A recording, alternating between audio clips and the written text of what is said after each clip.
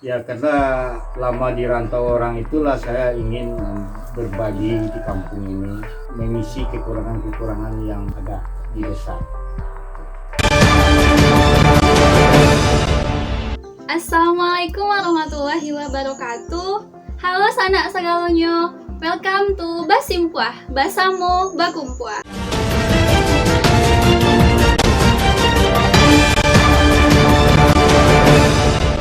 Basimpuah adalah media kreatif, inovatif, dan tentunya inspiratif.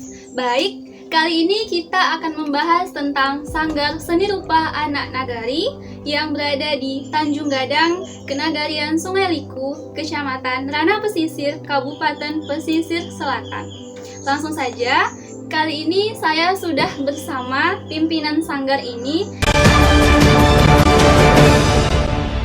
Baik, kali ini kita sudah bersama pimpinan Sanggar Seni Rupa Anak Nagari yakni Bapak Rizal MS.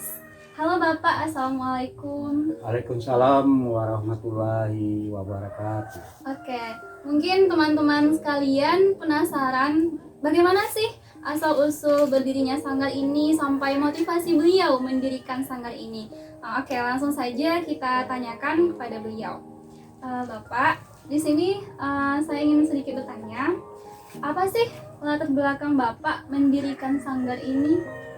Ya, terima kasih. Latar belakang saya mendirikan sanggar ini karena di kampung ini tidak ada sanggar seni rupa. Bukan di kampung ini aja, bahkan di kabupaten ini sanggar-sanggar seni rupa tidak ada satupun. Kalau sanggar seni tari, randai, silat pun banyak. Untuk itulah saya tertarik ingin mendirikan sanggar ini supaya bisa edukasi kepada anak-anak tentang seni rupa. Baik, oke, jadi latar belakang Bapak mendirikan sanggar ini yaitu karena belum adanya sanggar seni rupa seperti ini di Kenagarian ini. Baik Pak, seperti yang kita ketahui bahwa dalam mendirikan sesuatu yang baru tentunya sangat banyak sekali hambatan atau rintangan yang akan Bapak lalui. Jadi kalau boleh tahu apa aja sih kayak kendala Bapak dalam mendirikan sanggar ini? Ya, kalau kesulitan ya pasti ada lah. Namanya juga di kampung ya. Nah, seperti alat-alat atau bahan. Nah, jadi dengan itulah nurani saya bagaimana anak-anak ini bisa dapat edukasi tetapi tidak memberatkan anak-anak ini. Jadi mereka ya datang bawa badan aja sendiri. Nanti di sini saya sediain buku gambar semua, pensil, penggaris, termasuk krayon, meja lipat. Jadi mereka di sini hanya berkreasi aja lagi gitu. Nah, menyalurkan ininya gitu. Padahal anak-anak ini banyak yang berpotensi karena selama ini tidak ada wadah untuk anak-anak ini untuk belajar. Nah, karena itulah saya mendirikan sanggar ini. Oke. Di bidang seni anak-anak ini banyak tidak mengerti. Padahal seni rupa ini sangat penting sekali. Bahkan dalam kehidupan sehari-hari ini kita perlu berseni rupa seperti warna baju, keserasian warna rumah atau apa, atau bikin-bikin kreatif lainnya itu kan seni rupa. Nah, mereka ini kebanyakan taunya seni itu hanya seni suara sama seni musik. Yang seni rupa ini tidak mengerti. Nah, itu. Oke, jadi baik. Jadi kesimpulannya kendala Bapak dalam mendirikan sanggar ini yaitu anak-anak sendiri belum tahu apa sih itu seni rupa. Ya. Oke Pak. Nah kemudian kalau kita boleh tahu nih Pak, apa aja sih kegiatan-kegiatan yang dilakukan di sanggar ini? Ya di sini kebetulan mereka ini ketika libur hari Minggu mereka belajar mewarna, menyeket, pemahaman tentang seni rupa.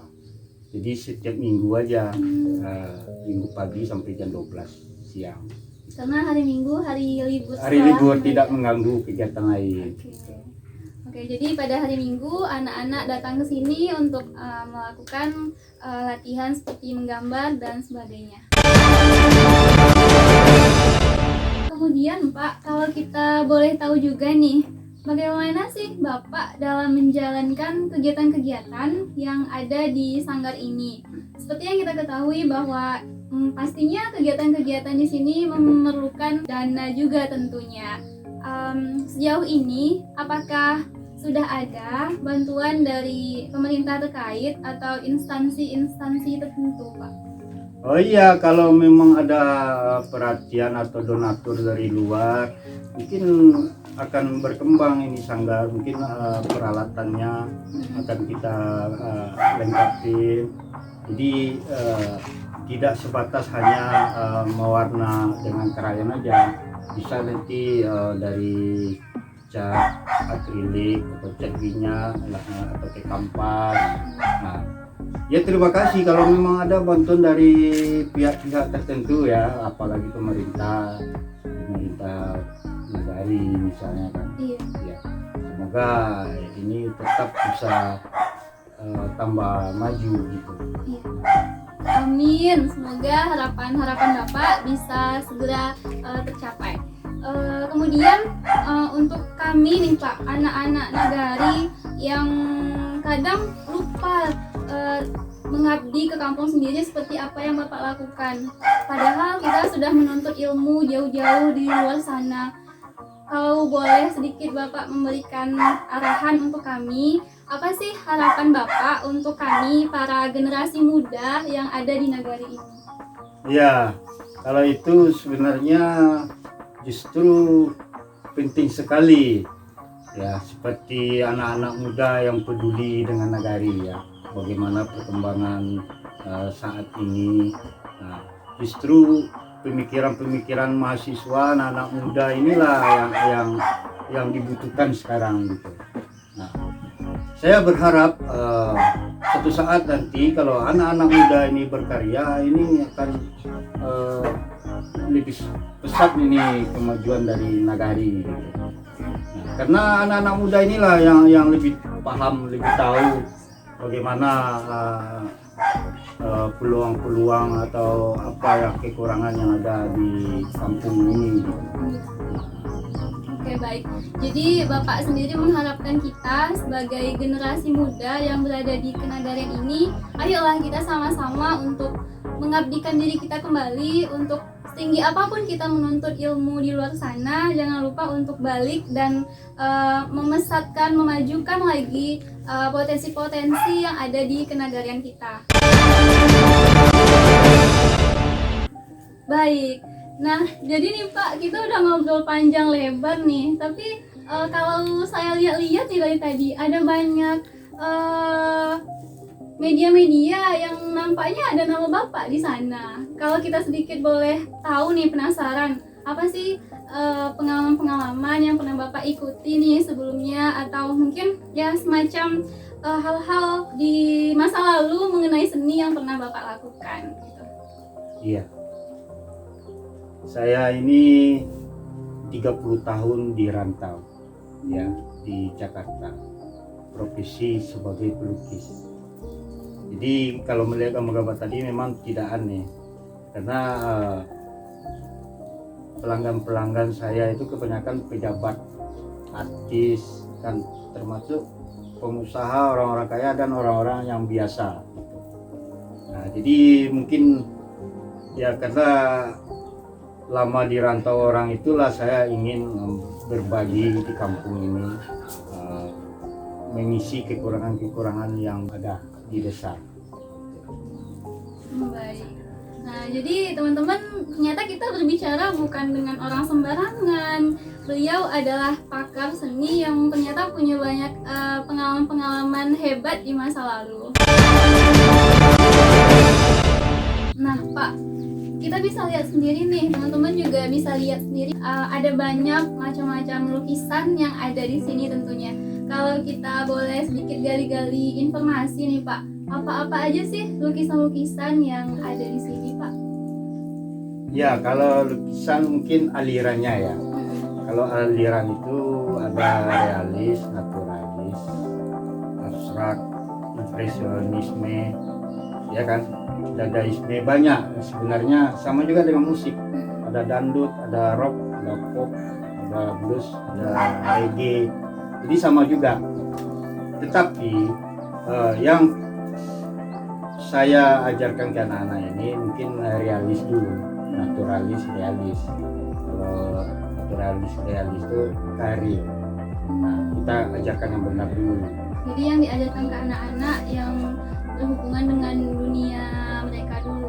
Iya, bagaimana mereka paham tentang seni.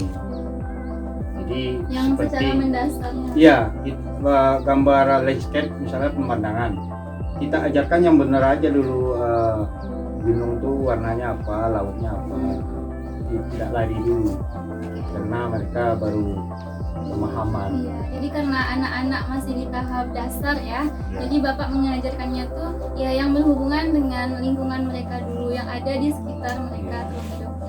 Kemudian kita bisa tangkap satu poin yang disampaikan oleh Bapak tadi, yaitu mengenai seni. Nah, kita selama ini selalu bilang ini seni loh, tapi apa sih itu seni gitu. Jadi menurut pakarnya sendiri nih, menurut Bapak seni itu apa sih Pak? Kemudian seni rupa itu sendiri apa? Iya ya, seni itu apa ya? Iya. Ya, kalau menurut saya seni itu indah. Bukan berarti semua yang indah itu seni. Kalau orang-orang yang berjiwa seni itu akan ringan, akan indah, bisa menikmati. Tapi kalau tidak ada seni, contohnya aja misalnya sebuah bangunan atau rumah tanpa sentuhan seni, itu akan terasa gersang. Tapi kalau ada jiwa seninya penuh rumah itu, mungkin ada nanti pekarangannya dibikin taman, ada pot-pot bunga, jadi berasa indah. Nah, gitu. Itu bagi saya. Kemudian seni rupa itu sendiri apa Pak? Kalau seni rupa udah jelas seni yang dilihat. Ya. Seni rupa seperti patung termasuk seni rupa, seni kriya, itu banyak lagi pengembangannya. Jadi kalau seni rupa ini dasarnya, basicnya kita ajarkan ke anak-anak, nanti anak-anak ini akan bisa mencipta lapangan kerja sendiri, seperti ekonomi kreatif, bikin kred ya, bikin cenderamata atau apa untuk nagari. Di kampung ini kita banyak bahan baku, tetapi tidak ada seperti bambu aja dibuang gitu aja, karena tidak ada ilmunya gitu. Tapi kalau kita olah seperti kayu-kayu terbuang, dibikin gantungan kunci apa, semua itu bisa bernilai ekonomi. Oke, nah jadi teman-teman semua udah pada tahu kan apa itu seni dan apa itu seni rupa. Jadi dari poin yang disampaikan Bapak tadi, kita bisa tahu bahwa ternyata semua aspek kehidupan kita itu adalah seni. Nggak sesempit apa yang kita bayangkan selama ini. Semua hal jika kita lihat itu adalah sebuah keindahan, maka ia bisa dikatakan sebagai seni. Nah, bisa jadi kayak hubungan kita dengan pasangan, jika kita melihatnya sebagai sebuah keindahan, itu adalah seni. Hubungan kita dengan orang lain, dengan orang tua kita, semuanya adalah seni jika dilihat dari keindahannya. Nah, kemudian dari yang Bapak sampaikan tadi juga saya ingin ambil satu poin penting bahwa jika sesuatu itu kita tahu itu berguna seperti bambu tadi. Nah, masyarakat kadang hanya membuangnya saja. Padahal jika kita punya ilmu di sana itu akan sangat-sangat bernilai jual yang tinggi tentunya. Jadi seni itu tidak sesempit yang kita bayangkan. Nah, sebenarnya di daerah kita ini seperti yang kita ketahui ada banyak sekali penggiat-penggiat seni itu sendiri. Namun sayangnya mungkin mereka belum memiliki wadah yang cukup untuk menyalurkan apa yang ilmu-ilmu yang mereka miliki. Jadi Pak, kalau kita boleh sedikit menanyakan harapan atau mungkinnya rencana Bapak nih. Apa sih rencana-rencana atau harapan Bapak untuk para penggiat seni yang ada di daerah kita ini ke depannya? Nah, Untuk menyatukan. nah ini menarik pertanyaannya. Justru insya Allah kalau tercapai tahun 2020 ini, saya akan berpameran di Painan supaya nanti anak-anak muda, pelaku-pelaku seni, baik mahasiswa atau tidak, bisa berkumpul. Dengan itulah kita bisa mendata di kabupaten kita ini ada apa tidaknya pelaku seni. Jadi itulah salah satu harapan saya, bagaimana nanti anak-anak muda ini bisa berkumpul bersatu, salah satunya mengadakan pameran lukisan atau pameran seni rupa ya di kabupaten. Karena selama ini kita kan tidak punya gedung kesenian. Nah, dengan itulah kita bisa nanti mendata pelaku-pelaku seni yang ada di kabupaten ini. Padahal kita ini memiliki semua ada, seperti S1, S2 di bidang seni rupa ini banyak. Karena tidak adanya wadah atau tempat atau lembaga kesenian di kabupaten ini, jadi seperti tidak ada. Baik, jadi semoga harapan atau rencana Bapak tadi mengenai akan melaksanakan pameran di kabupaten, dan juga semoga ada dengan segera gedung kesenian di kabupaten kita ini. Dari poin yang beliau sampaikan tadi, kita harapkan pemerintah terkait lebih memperhatikan lagi dunia seni yang ada di kabupaten atau daerah kita ini. Karena seperti yang kita ketahui bahwa sebenarnya kemajuan suatu daerah itu tidak hanya bergantung dari pesatnya pembangunan atau hebat-hebatnya orang yang ada di sana, tidak hanya itu. Kemajuan suatu nagari juga berdasarkan dari seni-seni yang dikembangkan atau hal-hal kreatif yang ada di nagari tersebut. Hal itulah yang kemudian akan menjadi daya tarik orang-orang luar untuk datang ke daerah kita.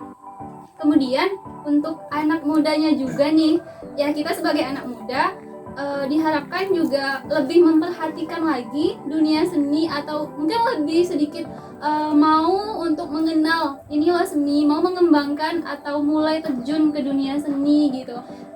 Seperti yang kita ketahui, kita para kaum milenial sekarang yang katanya milenial itu hanya fokus pada gadget, kemudian hanya individualis, tidak mau bersosialisasi atau terjun ke hal-hal yang di luar zona nyamannya. Padahal itu sangat penting untuk kita ke depannya. Nah, seperti contoh, jika kelak mungkin beliau atau para penggiat seni yang saat ini sudah ada, kemudian tentunya akan melakukan regenerasi. Siapa lagi kalau bukan kita, para anak mudanya.